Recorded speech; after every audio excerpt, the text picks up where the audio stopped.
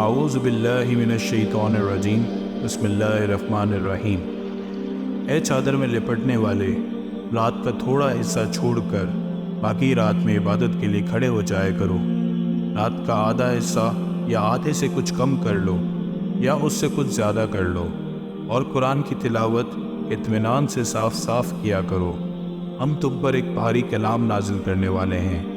بے شک رات کے وقت اٹھنا ہی ایک ایسا عمل ہے جس سے نفس اچھی طرح کچلا جاتا ہے اور بات بھی بہتر طریقے پر کہی جاتی ہے۔ دنیا میں تو تم لمبی مصروفیت میں رواں دوا رہتے ہو، اور اپنے پروردگار کے نام کا ذکر کرو اور سب سے الگ ہو کر پورے کے پورے اسی کے ہو جاؤ۔ وہ مشرق و مغرب کا مالک ہے، اس کے سوا کوئی معبود نہیں، اس لیے اس کو کارساز بنا لو، اور جو بات یہ کافر لوگ کہتے ہیں ان پر صبر سے کام لو اور خوبصورتی کے ساتھ ان سے کنارہ کر لو۔ اور تمہیں جھٹلانے والے جو عیش و عشرت کے مالک بنے ہوئے ہیں، ان کا معاملہ مجھ پر چھوڑ دو اور انہیں تھوڑے دن اور مہلت دو۔ یقین جانو ہمارے پاس بڑی سخت بیڑیاں ہیں اور دہکتی ہوئی آگ ہے، اور گلے میں پھنس جانے والا کھانا ہے اور دکھ دینے والا عذاب ہے۔ اس دن جب زمین اور پہاڑ لرز اٹھیں گے اور سارے پہاڑ ریت کے بکھرے ہوئے تودے بن کر رہ جائیں گے، تو جھٹلانے والوں، یقین جانو ہم نے تمہارے پاس تم پر گواہ بننے والا ایک رسول اسی طرح بھیجا ہے جیسے ہم نے فرعون کے پاس ایک رسول بھیجا تھا۔ پھر فرعون نے رسول کا کہنا نہیں مانا تو ہم نے اسے ایسی پکڑ میں لے لیا جو اس کے لیے زبردست وبال تھی۔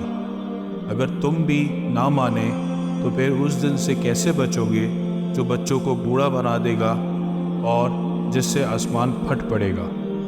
اللہ کے وعدے کو تو پورا ہو کر رہنا ہے، یہ ایک نصیحت کی بات ہے۔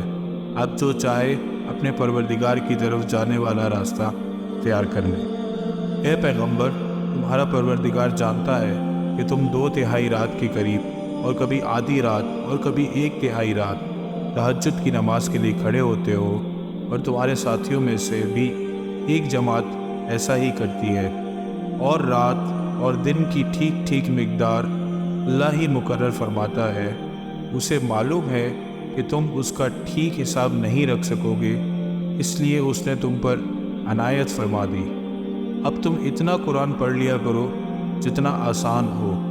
اللہ کو علم ہے کہ تم میں سے کچھ لوگ بیمار ہوں گے اور کچھ دوسرے ایسے ہوں گے جو اللہ کا فضل تلاش کرنے کے لیے زمین میں سفر کر رہے ہوں گے، اور کچھ ایسے جو اللہ کے راستے میں جنگ کر رہے ہوں گے۔ لہٰذا تم اس قرآن میں سے اتنا ہی پڑھ لیا کرو جتنا آسان ہو، اور نماز قائم کرو اور زکوٰۃ ادا کرو، اور اللہ کو قرض دو، اچھا والا قرض، اور تم اپنے آپ کے لیے جو بھلائی بھی آگے بھیجو اسے اللہ کے پاس جا کر اس طرح پاؤ گے کہ وہ کہیں بہتر حالت میں اور بڑے زبردست ثواب کی شکل میں موجود ہے، اور اللہ سے مغفرت مانگتے رہو۔ یقین رکھو کہ اللہ بہت بخشنے والا، بہت مہربان ہے۔